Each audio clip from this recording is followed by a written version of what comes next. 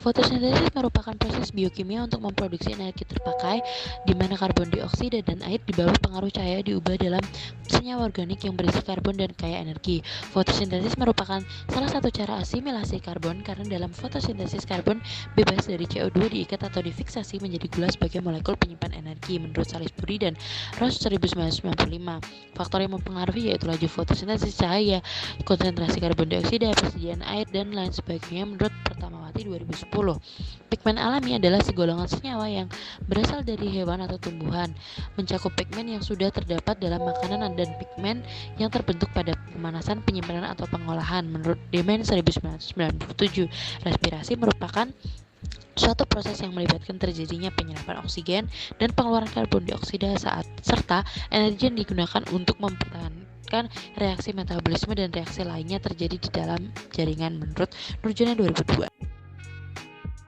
Cara kerja yang dilakukan pada fotosintesis Hydrilla verticillata yaitu 3-5 Hydrilla verticillata diikat dengan tali rafia. Ujungnya dimasukkan ke dalam corong. Corong dan tabung reaksi dibalik dan dimasukkan ke dalam gelas beker dan dipastikan tidak ada gelembung yang muncul. Selanjutnya yaitu ditambahkan larutan NaHCO3 sebanyak 5 ml. Gelas beker diletakkan ke masing-masing perlakuan yang berbeda. Selanjutnya itu total gelembung yang muncul dihitung dan dicatat pada waktu ke-1 dan jam yang kedua. Berikut merupakan cara kerja respirasi CO2 kacang hijau atau Vigna radiata dengan fungsi perlakuan yaitu kacang hijau dibungkus kasa agar pertukaran CO2 dan O2 tidak terganggu.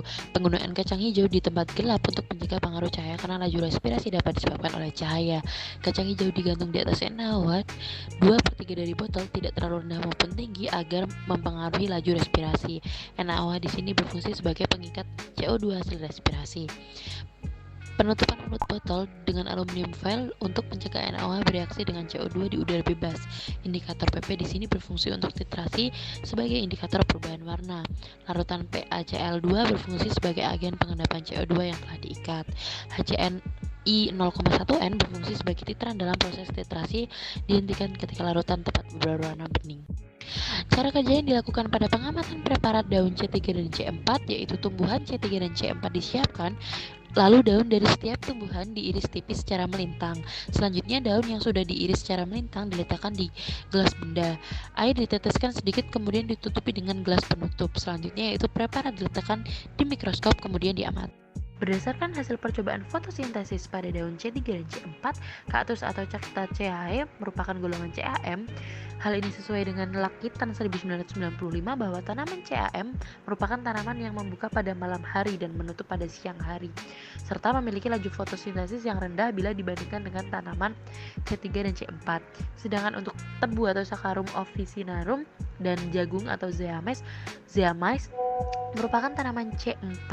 Hal ini sesuai dengan Salisbury 1998 bahwa tanaman C4 adalah tanaman yang menghasilkan asam 4 karbon sebagai produk utama penambahan.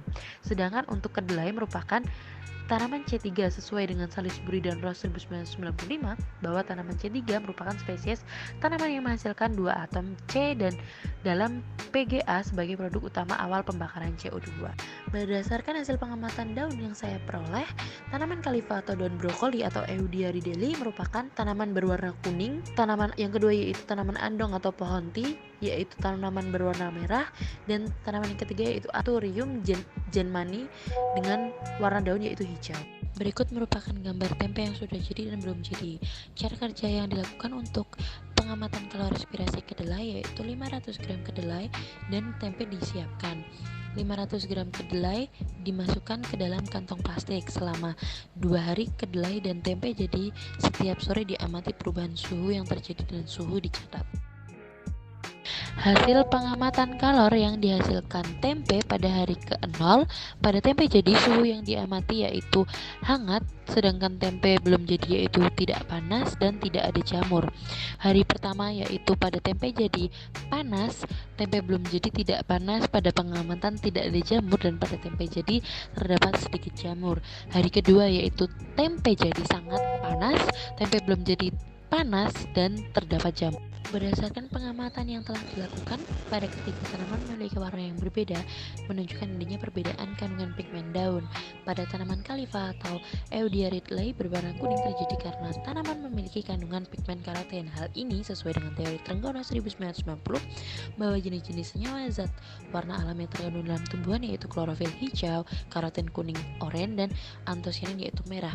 Tanaman andong atau pohon tea atau Cardiline fructicosa memiliki daun berwarna merah. Hal ini disebabkan karena pada tanaman ini terkandung pigmen antosianin. Hal ini sesuai dengan pernyataan Salisbury 1991 bahwa antosianin merupakan pigmen yang larut dalam air menyebabkan warna merah, ungu, dan biru serta banyak ditemukan pada bunga dan daun. Sedangkan pada tanaman Anthurium germani memiliki daun berwarna hijau yang disebabkan karena di dalamnya terkandung pigmen klorofil. Hal ini sesuai dengan Sumayan dari 2011 bahwa klorofil merupakan pigmen berwarna hijau yang terdapat dalam kloroplas. Berdasarkan percobaan yang telah dilakukan, respirasi tempe terjadi ketika suhu pada tempe yang diamati selama 2 hari mengalami kenaikan, di mana pada tempe jadi hari ke-0 hangat dan pada hari kedua yaitu sangat panas. Pada tempe yang belum jadi pada hari ke-0 hingga pertama tidak panas dan pada hari kedua yaitu panas. Hal ini disebabkan karena terjadinya perubahan kalor pada tempe. Hal ini sesuai dengan teori Akbar 2010 bahwa kalor merupakan suatu bentuk energi yang diterima oleh suatu benda yang menyebabkan benda tersebut berubah suhu atau wujud. Kalor berbeda dengan suhu karena suhu merupakan ukuran dalam satuan derajat panas. Kalor merupakan suatu kuantitas atau jumlah panas baik yang diserap maupun dilepaskan oleh suatu benda. Menurut Purnomo 2008, jika suhu tinggi maka kalor yang dikandung oleh benda sangat besar. Begitu juga sebaliknya, jika suhu rendah maka kalor yang dikandung sangat sedikit. Faktor yang mempengaruhi yaitu menurut Fantastico 1986, semakin tinggi tingkat perkembangan organisme maka akan semakin banyak jumlah CO2 yang dihasilkan. Selanjutnya, laju respirasi meningkat 2 hingga 2,5 kali tiap kenaikan 10 derajat Celcius. Kandungan oksigen pada ruang penyimpanan perlu diperhatikan karena semakin tinggi kadar oksigen maka laju respirasi akan semakin cepat. Konsentrasi CO2 yang sesuai dapat memperpanjang umur simpan buah-buahan dan sayuran karena terjadi gangguan pada respirasinya. Sekian dari presentasi percobaan acara 3. Saya ucapkan terima kasih.